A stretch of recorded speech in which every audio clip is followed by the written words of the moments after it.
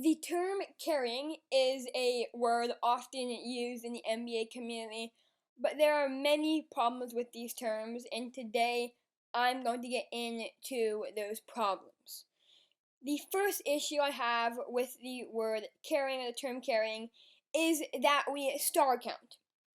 When we judge the supporting cast, we only judge them based on how many star players are in it.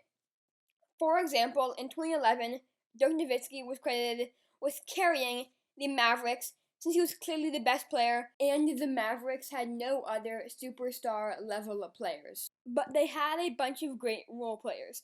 Jason Kidd was past his prime, but still a great veteran point guard. Tyson Chandler was an amazing defender. Shawn Marion was a do-it-all forward. And Jason Terry was an incredible spark plug scorer off the bench. The opposite is true for LeBron James. In Miami, LeBron teamed up with Dwayne Wade and Chris Bosh, so people say that LeBron couldn't win a title without forming a super team. First off, this is misleading because Bosh and Wade were both past their prime when Miami won the titles, and after that, Miami had a bunch of 3-and-D role players who were very reliant on LeBron. The second issue I have with the term carrying and judging the supporting cast is that good players don't always make the All-Star game. In 2019, Kawhi Leonard led Toronto to the NBA championship, and he entered the best player in the NBA conversation because he won a title alone with no other All-Star players. But Pascal Siakam was an All-Star level player, and so was Kyle Lowry. A player can have an All-Star level impact without making the All-Star game. Just because it's a supporting player that doesn't make the All-Star game, that shouldn't discredit how valuable they are to the team. The same is true with 1995 Clyde Drexler. People give a lot of credit to Hakeem Olajuwon, saying that he won the title when the second best player was an old, washed-up Clyde Drexler. But let me tell you a little secret. Clyde Drexler actually wasn't washed up. Drexler wasn't his old self the first half of the season. He played with Portland. He was still good, but he wasn't amazing. However, Clyde the Glad popped off after coming to Houston. He averaged 21 points, 7 rebounds, and 4 assists on amazing efficiency. Remember, All-Stars are only the best players from the first half plus of the season. The All-Star selection does not include the second half of the season or the playoffs. In the playoffs, Clyde the Glad was really good.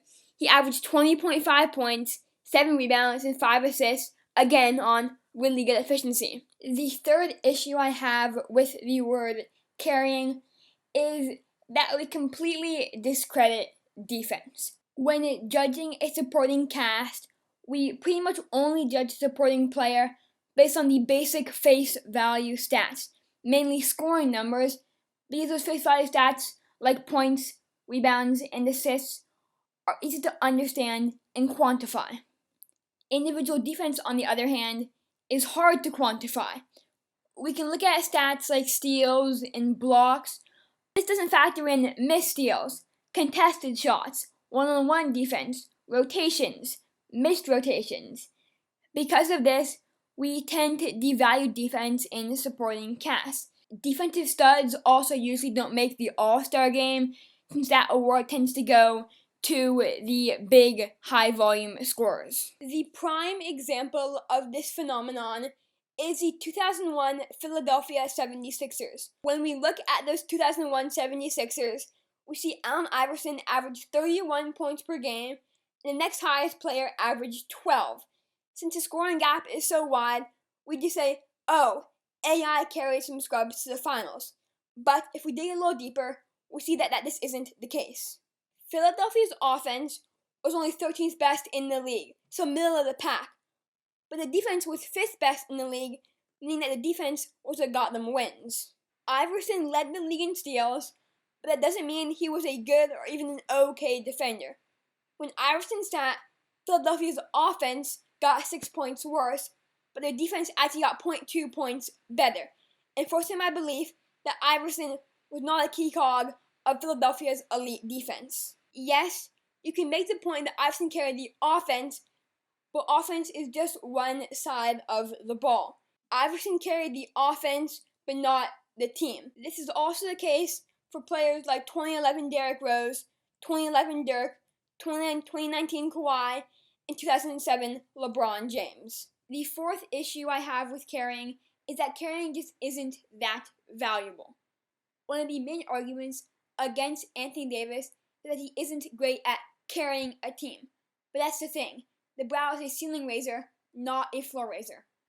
Sure, AD isn't the best at making a bad team okay, but his real strength is in making a good team great. People who are in the Harden over Curry camp say Harden is better since he can carry a team more than Steph.